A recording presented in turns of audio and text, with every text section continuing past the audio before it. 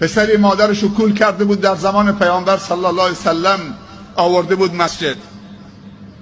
آمد محضر رسول الله صلی الله علیه وسلم، گفت یا رسول الله این مادرم کولش کردم آوردم مسجد، آیا حق مادر رو ادا کردم؟ گفت چه داری میگی؟ اگر خستت شد نیاز به استراحت پیدا میکنید، مادرتو چطور میکنید؟ گفت میذارمش رو زمین استراحت میکنم. گفت اگه خواب آلود شدی، خوابت گرفت، مادرتو چیکار میکنید؟